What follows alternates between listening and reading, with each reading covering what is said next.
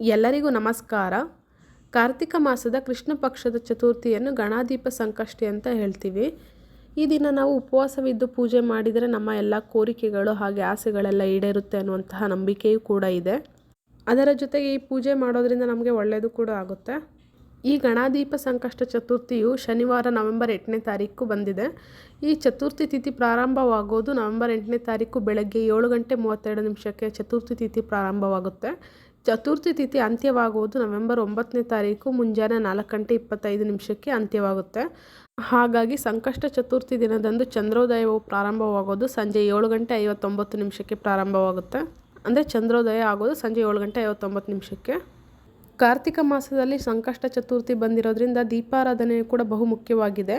ಆ ದಿನ ನೀವು ದೀಪಾರಾಧನೆ ಮಾಡೋದಾದರೆ ಬೆಲ್ಲದ ದೀಪಾರಾಧನೆಯನ್ನು ಕೂಡ ಮಾಡಬಹುದು, ತೆಂಗಿನಕಾಯಿಯ ದೀಪಾರಾಧನೆಯನ್ನು ಕೂಡ ಮಾಡಬಹುದು, ಬಾಳೆಹಣ್ಣಿನ ದೀಪಾರಾಧನೆ ಮಾಡಬಹುದು, ಹಾಗೆ ಪಂಚದೀಪಾರಾಧನೆಯನ್ನು ಕೂಡ ಮಾಡಬಹುದು. ಪಂಚದೀಪಾರಾಧನೆ ಅಂದರೆ 5 ಬತ್ತಿಗಳ ದೀಪವನ್ನು ಹಚ್ಚಿ ದೀಪಾರಾಧನೆ ಕೂಡ ಮಾಡಬಹುದು. ಹಾಗೆ ತುಪ್ಪದ ದೀಪಾರಾಧನೆಯನ್ನು ಕೂಡ ಮಾಡಬಹುದು.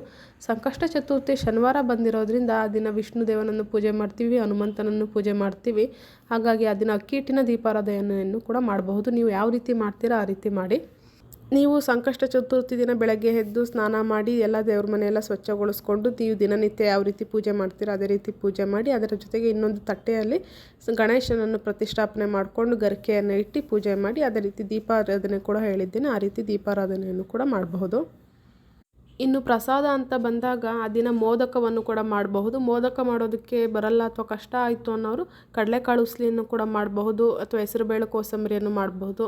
ಪಾನಕವನ್ನು ಮಾಡಿ ಯಾವುದಾದ್ರೂ ಒಟ್ಟು ಸಿಹಿಯನ್ನು ಕೂಡ ದೇವರಿಗೆ ನೈವೇದ್ಯವಾಗಿ ಮಾಡಿ ಇಡಿ. ಹಾಗೆ ಶನಿವಾರ ಆಗಿರೋದ್ರಿಂದ ಗೋಧಿ ಪಾಯಸನೂ ಕೂಡ ಮಾಡಬಹುದು, ಒಳ್ಳೆಯದು. ಸಂಕಷ್ಟ ಚತುರ್ಥಿ ಕಾರ್ತಿಕ ಮಾಸದಲ್ಲಿ ಬಂದಿರೋದ್ರಿಂದ ಆ ದಿನ ಬಾಗಿಲಿಗೆ ಆಗಲಿ ತುಳಸಿ ಗಿಡಕ್ಕೆ ಆಗಲಿ ಎಲ್ಲದಕ್ಕೂ ದೀಪನ ಹಚ್ಚಿ ಇಡಿ. ಹಾಗೆ ಸಂಕಷ್ಟ ಚತುರ್ಥಿ ದಿನ ಗಣೇಶನಿಗೂ ಕೂಡ ಬೇರೆ ದೀಪವನ್ನು ಕೂಡ ಹಚ್ಚಿ ಇಡಿ. ಅದೇ ರೀತಿ ದೀಪಾರಾಧನೆಯನ್ನು ಕೂಡ ಮಾಡಿ. ಹಾಗೆ ಆ ದಿನ ದೇವಸ್ಥಾನಕ್ಕೆ ಹೋಗುವವರು ದೇವಸ್ಥಾನಕ್ಕೂ ಕೂಡ ಹೋಗ್ಬೋದು, ತುಂಬಾ ಒಳ್ಳೆಯದು.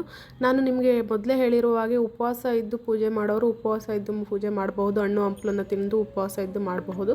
ಕೆಲವರಿಗೆ ಉಪವಾಸ ಇದ್ದು ಮಾಡೋದಕ್ಕಾಗಿಲ್ಲ ಅಂದರೂ ಕೂಡ ತೊಂದರೆ ಏನಿಲ್ಲ. ನೀವು ಹೆಂಗೆ ಮಾಡ್ತೀರೋ ಅದೇ ರೀತಿ ಪೂಜೆ ಮಾಡಿ. ಉಪವಾಸ ಇದ್ದು ಪೂಜೆ ಮಾಡೋರು ಸಂಜೆ ಪೂಜೆ ಎಲ್ಲ ಮುಗಿಸಿ ನೈವೇದ್ಯವನ್ನು ಸ್ವೀಕರಿಸಿ ಉಪವಾಸನ ಬಿಡಬಹುದು. ಇಷ್ಟೆಲ್ಲ ಮಾಹಿತಿಯು ಕಾರ್ತಿಕ ಮಾಸದ ಸಂಕಷ್ಟ ಚತುರ್ಥಿಯ ಬಗ್ಗೆ ಆಗಿರುತ್ತೆ. ಈ ಮಾಹಿತಿ ನಿಮಗೆ ಇಷ್ಟವಾಗಿದ್ದಲ್ಲಿ ಲೈಕ್ ಮಾಡಿ ಹಾಗೂ ಸಬ್ಸ್ಕ್ರೈಬ್ ಮಾಡಿ. ಧನ್ಯವಾದಗಳು.